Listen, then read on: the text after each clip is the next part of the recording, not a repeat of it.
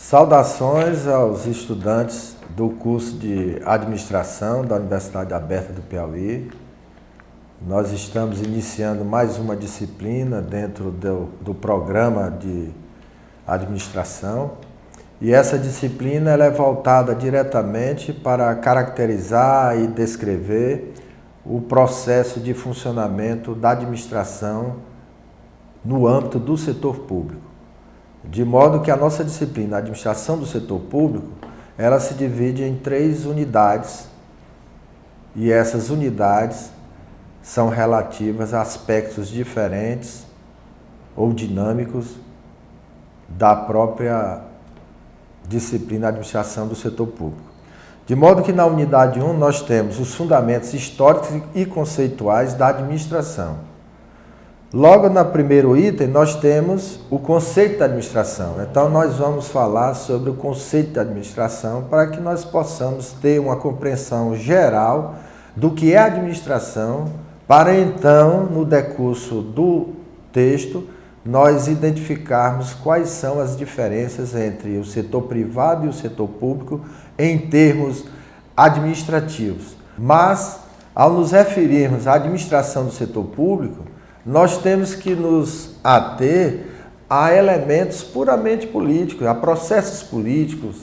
Nós temos que ter ideia que a administração do setor público ela está associada ao poder público e não desenvolve atividades com fins lucrativos, salvo quando se trata da constituição de empresas de economia mista e empresas públicas, que são voltadas para o mercado. Mas essas são exceções. De modo geral, a administração pública tem um ritmo e um caráter que destoa grandemente da administração privada. No entanto, existem similaridades entre elas. Mas uma das questões básicas que nós temos que levar em conta nessas análises, é a vinculação do setor público ao poder político. Então, o conceito de administração, ele leva em consideração uma série de componentes, tais como o planejamento, a organização, a direção e o controle. Então, a administração, seja no setor privado ou no setor público, enquanto uma técnica que possibilite racionalizar o emprego das ferramentas administrativas, eles estão associados diretamente à capacidade que esses termos e essas técnicas têm de tornar mais clara todo o procedimento de constituição e funcionamento da administração do setor público. De modo que a complexidade do setor público é cada vez mais crescente.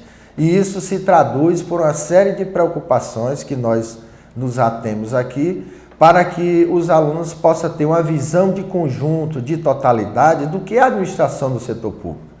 Convém aditar aqui que o texto que ora apresentamos aos especializandos do curso, ele é feito tendo por base uma abordagem sociológica, no sentido de que a administração pública ela não se restringe à economia, não se restringe ao direito constitucional, ao direito administrativo, ou à ciência política, ou à sociologia das funções públicas e etc.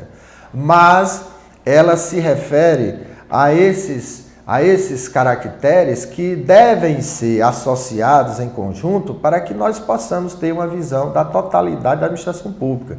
Então, se você consulta um livro de direito administrativo ou constitucional para estudar administração pública, você vai perder certos aspectos importantes na funcionalidade da administração pública, que é certos conceitos, tais como conceitos de força, poder, consenso, conflito, dominação, soberania. Então, são conceitos que você não encontra na administração do setor privado, mas que você vai encontrar obrigatoriamente no setor público, porque o setor público ele possui uma administração que é voltada para os interesses da sociedade de modo geral, enquanto que a administração do setor público ela procura se adequar às necessidades de ampliação acelerada da produção e do capital. Ou seja, a iniciativa privada volta-se predominantemente, a não ser casos específicos, quando se trata da chamada responsabilidade social corporativa, trata-se, portanto, de uma intervenção que é fundamental para a gente entender a lógica da dinâmica que move a administração pública.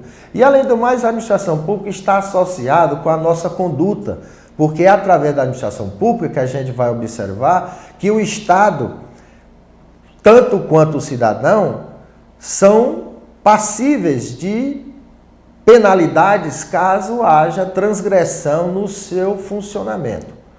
De modo que, quando a gente fala de administração, nós temos que falar também nas falhas do sistema de mercado que permite que o setor público interfira.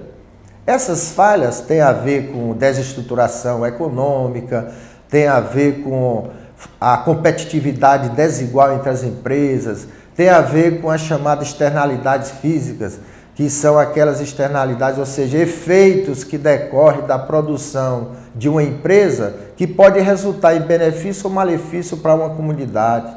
Como também a questão dos bens públicos, que muitas vezes a iniciativa privada não tem condições de ofertar sozinho, porque o custo é proibitivo, então o governo tem que entrar no processo.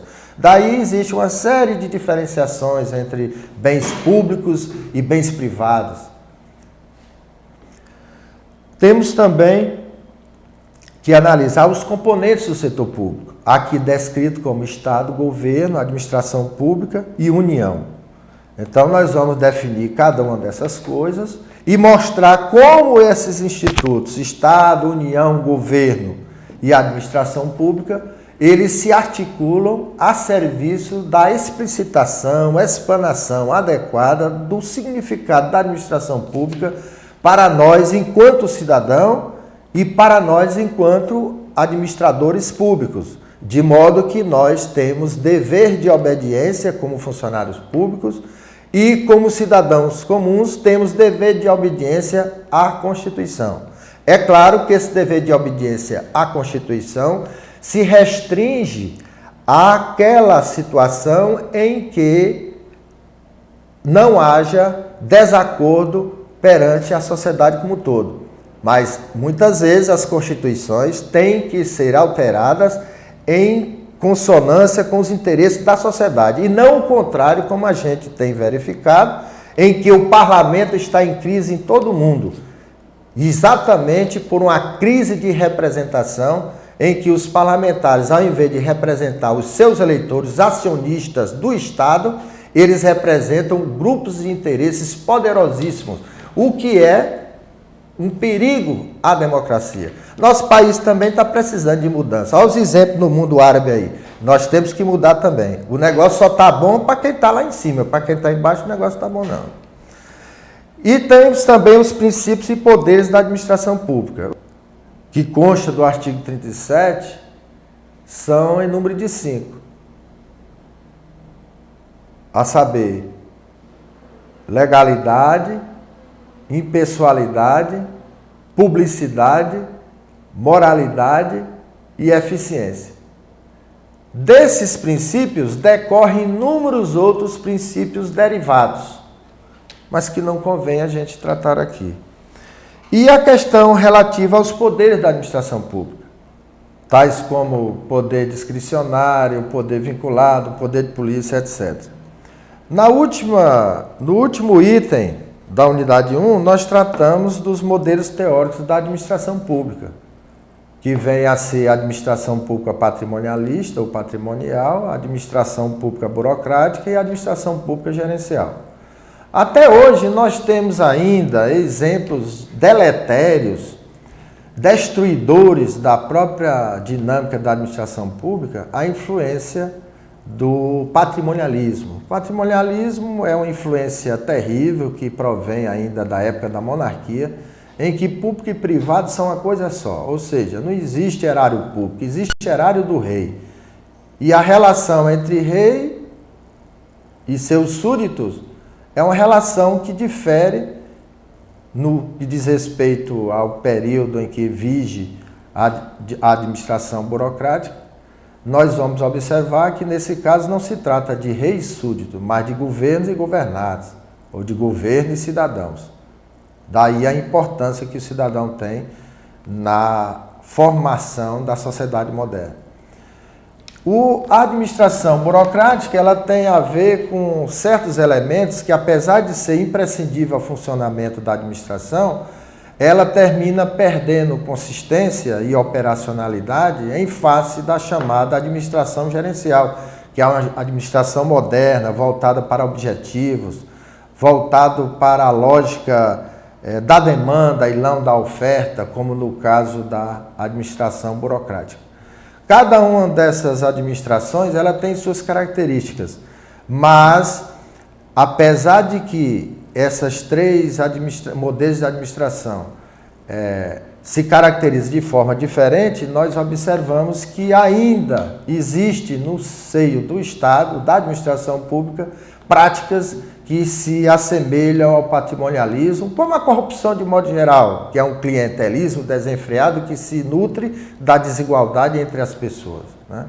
De modo que esses modelos teóricos servem apenas para esclarecer qual é o processo de transformação histórica das sociedades e as administrações que vão se aperfeiçoando exatamente para dar conta da complexidade dessa sociedade ou dessas sociedades.